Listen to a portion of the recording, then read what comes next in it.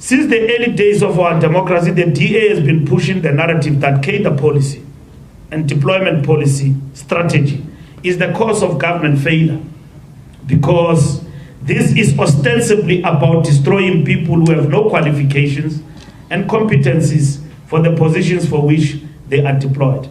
You can look at all the people who have deployed, who have given you what we have given to the DA. Go and check their qualifications. As cadres of the movement, check them. I challenge you. And come back to me and say, this one did not qualify, did not go to school. DA deploys standard 3s where they govern. They deploy bodybuilders where they govern. That is the strategy of Broederbond. We are not Broederbond. We are not Broederbond. They call us Broederbond. We are the party of transformation. That's what we are. We don't deploy bodybuilders. And that is why even in our municipalities, where there's been ineptitude in terms of the deployment of people, as the ANC, we have called a stop to that. We have called a stop to that. And then we have also looked at misdeployment, where you were supposed to have a doctor deployed to deploy a teacher. In the 30 years, we have changed that. But look at our deployment and our decisions and look at the minutes of that deployment. You will see that the people we deployed are qualified as the ANC. I won't mention them by names, even some of their people, because it has been redacted in terms of what we have given to them, because I don't want to be subjected to Popia tomorrow. And then people say that Mbalula broke the rule, and then that is it. I won't do that. Even those that you know, I won't mention them. In the key elements of cadre policy outlined earlier, there is clearly stated emphasis about the importance of skills, qualifications, and competence. And I've made a point out about that.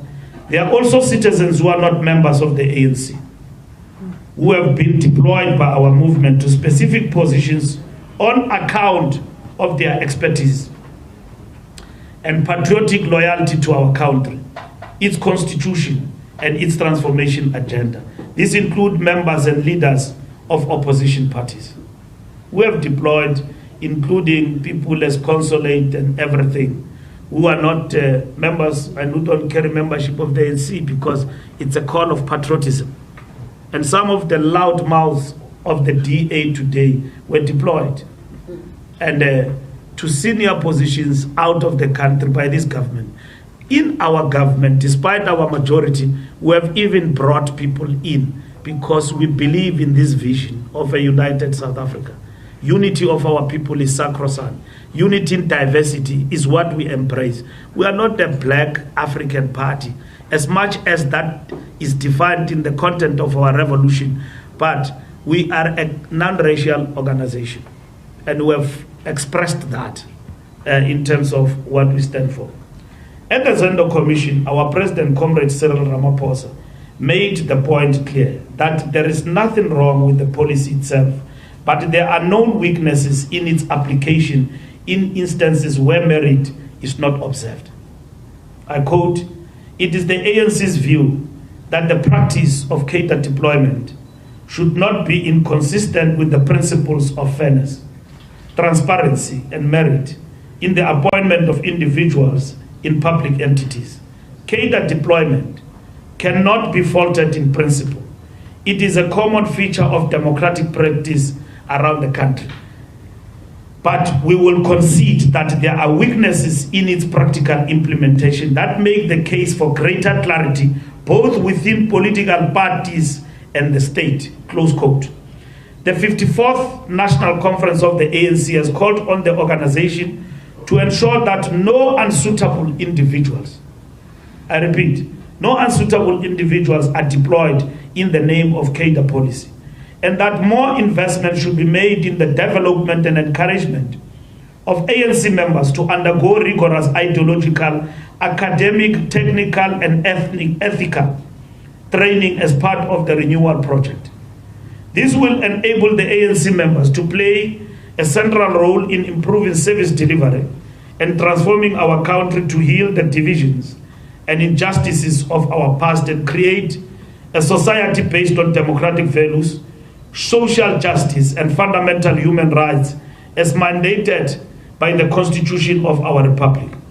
The ANC has also tightened its processes of selecting candidates for national and provincial legislatures in order to ensure that we attract individuals and identify people with the necessary expertise, skills, experience, including young people who are talented and committed to social justice and fundamental change.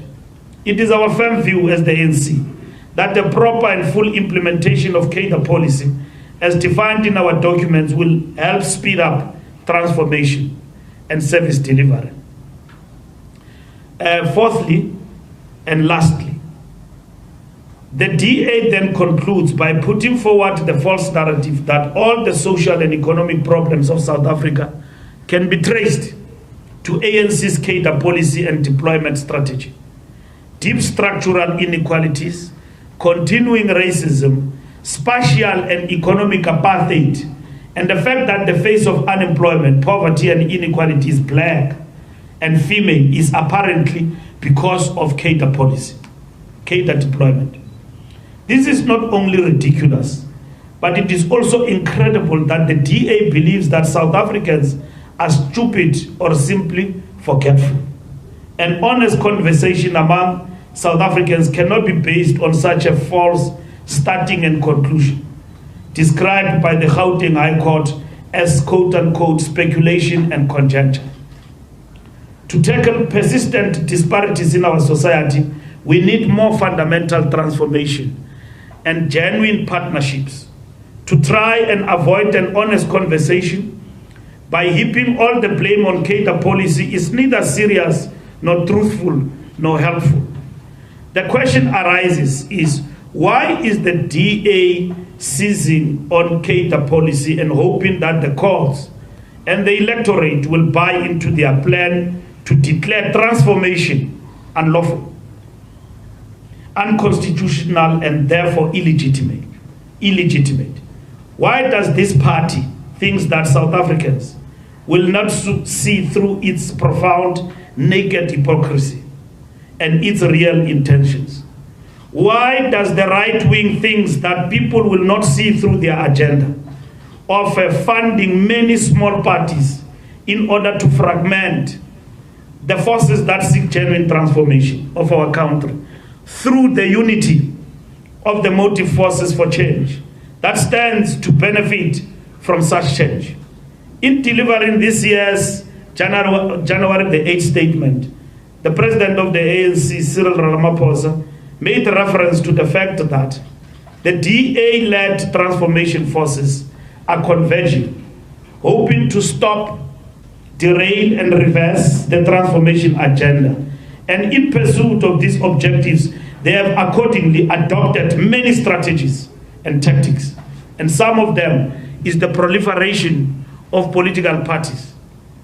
The ideological offensive on cadre policy and its caricature and the distortion is aimed at mobilizing South Africans, including many black and women professionals who have been the beneficiaries of the transformation policies against the ANC.